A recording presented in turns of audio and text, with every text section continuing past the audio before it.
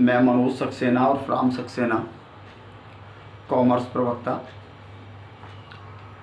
GSM college of advance education के online classes में आप सभी का हार्दिक स्वागत, सुप्रभात। बच्चों, आज मैं एक जो सब्जेक्ट मैंने लिया है वो मेरा सब्जेक्ट बीकॉम फर्स्ट ईयर वालों के लिए बिजनेस कम्युनिकेशन के नाम से पहला ही पेपर है। वैसे ये कम्युनिकेशन आपके बीएड में भी है, डीएलएड में भी है, लेकिन आपके बीकॉम फर्स्ट ईयर में पहला पेपर व्यवसायिक संप्रेषण के नाम से, बिजनेस कम्युनिकेशन के नाम से है। आज मैं उसी की शुरुआत कर रहा हूँ, क्योंकि जो बच्चे बीकॉम फर्स्ट ईयर में आए हैं उनके लिए ये पहली शुरुआत है। तो सबसे पहले व्यवसायिक संप्रेषण। तो व्यवसायिक, तो आप जानते हैं व्यवसाय से संबंधित जो चीज़ होती है उसे व्यवसाय कहते हैं, लेकिन संप्रेषण क्या है, कम्युनिकेशन क्या है? तो व्यवसाय में संप्रेषण यानी संचार, यानी संप्रेषण माध्यम की अपनी एक विशेष भूमिका है। और कोई व्यापारी, कोई व्यवसायी अथवा उद्योगपति संप्रेषण की विभिन्न प्रक्रियाओं में भाग लेता है। जैसा वह विभिन्न प्रकार की व्यापारिक जानकारी अलग अलग माध्यमों से ज्ञात करना, अपने व्यापार के बारे में लोगों को जानकारी देना, अपने व्यापार के से संबंधित मार्केट कहाँ पर है इसकी जानकारी प्राप्त करना, और इन सारे कार्यों के लिए हमें अपने नेटवर्क का सहारा लेना पड़ता है। और ये सारा कार्य संप्रेषण के माध्यम से ही संभव है। और संप्रेषण के अभाव में आप दुनिया में कोई कार्य सुचारू रूप से नहीं कर सकते। संप्रेषण के इस महत्व को समझने के लिए हमें आवश्यकता है कि हम संचार को जाने कि संचार है क्या, संचार का आशय क्या है, विभिन्न विद्वानों ने क्या परिभाषाएं दी हैं। तो अब मैं आपको बताऊंगा कि संप्रेषण का आशय, संप्रेषण यानी मीनिंग ऑफ कम्युनिकेशन। तो आधुनिक युग में व्यापार की या उपक्रम की सफलता का मूल मंत्र केवल संप्रेषण है, क्योंकि प्रभावी संप्रेषण अगर नहीं होगा तो आज के इस स्पर्धा के युग में व्यापार करना संभव नहीं। संप्रेषण ही वह साधन है जिसके द्वारा व्यवहार को क्रियान्वित किया जाता है, परिवर्तनों को लागू किया जाता है, सूचनाओं को उत्पादक बनाया जाता है और व्यवसायिक लाभों को प्राप्त किया जाता है। संप्रेषण में एक व्यक्ति दूसरे व्यक्ति से या दूसरे व्यक्ति तक सूचनाओं का आदान प्रदान करता है। और आधुनिक संचार क्रांति में जो हमारा आज का युग है वो आधुनिक संचार क्रांति का युग है। इस युग में व्यवसायिक कार्यों की सफलता काफी सीमा तक प्रभावी संप्रेषण प्रक्रिया पर निर्भर करती है। संप्रेषण को इंग्लिश में कहते हैं कम्युनिकेशन। ये अंग्रेजी के कॉमन शब्द से बना है। कम्युनिकेशन अंग्रेजी के कॉमन शब्द से बना है, जिसकी उत्पत्ति लैटिन शब्द कम्युनिकेयर से हुई है, जिसकी शाब्दिक अर्थ है एक समा।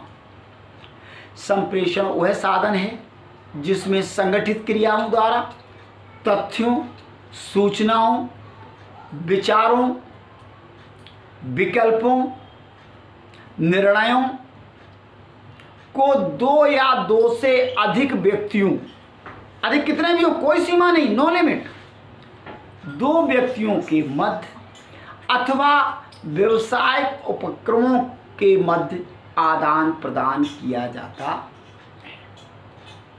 संदेशों का आदान प्रदान कई तरह से होता है। मौखिक भी होता है, लिखित भी होता है, सांकेतिक भी होता है और शारीरिक भी होता है।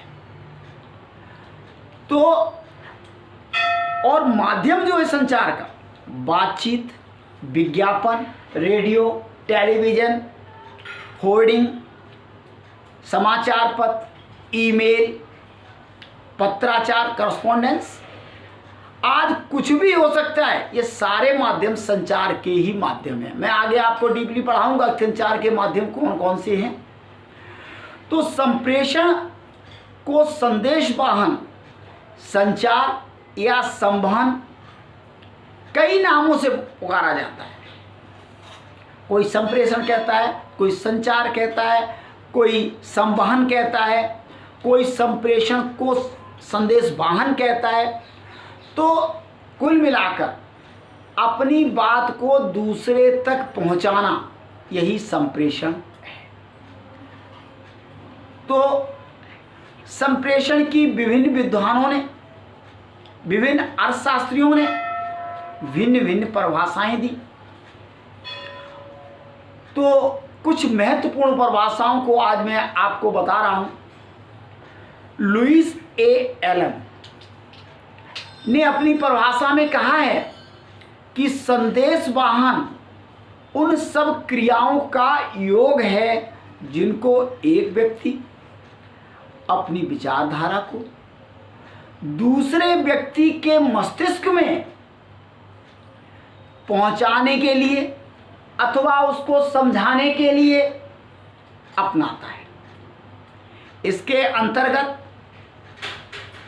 कहने, सुनने या समझने वाली या समझाने की व्यवस्थित और निरंतर क्रियाओं का समावेश होता है। तो इन्होंने डॉक्टर एस.एन. घोषाल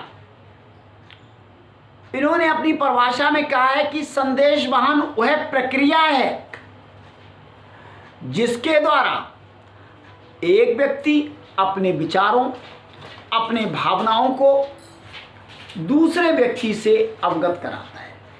यानी अपने विचारों को, अपनी भावनाओं को दूसरे व्यक्ति को अवगत कराता है। यह एक प्रारंभिक साधन है जिसके माध्यम से एक व्यक्ति दूसरे को प्रभावित करता है, यानी इम्प्रेस करता है।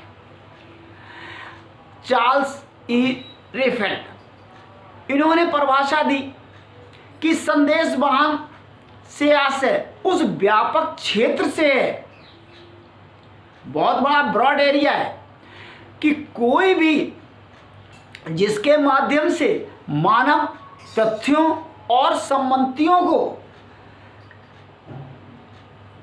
का आदान प्रदान करता है। किसका किसका? संपत्तियों का, संपत्तियों का और विचारों का आदान प्रदान करता है। अमेरिकी मैनेजमेंट एसोसिएशन ने अपनी एक अलग परिभाषा दी। उन्होंने कहा कि संप्रेषण ऐसा कोई भी आचरण है जिसका परिणाम किसी अर्थ का आदान प्रदान है। डे एल ब्रेच के अनुसार संप्रेषण एक व्यक्ति द्वारा दूसरे व्यक्ति को किसी सूचना या विश्वास का हस्तांतरण है। कीथ डेविस ने भी अपनी परिभाषा में कहा कि संप्रेषण एक व्यक्ति से दूसरे व्यक्ति को कोई सूचना या भाव पहुंचाने की प्रक्रिया है। तो अभी मैंने आपको कई प्रोफेसर्स की अर्थशास्त्रियों की परिभाषाओं के बारे में बताया।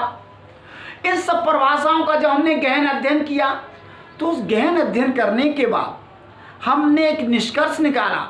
हम इस निष्कर्ष पर पहुंचते हैं कि संप्रेषण सूचनाओं के आदान प्रदान की एक सतत प्रक्रिया है। सतत माने लगातार प्रक्रिया है, जिसमें विचारों, भावनाओं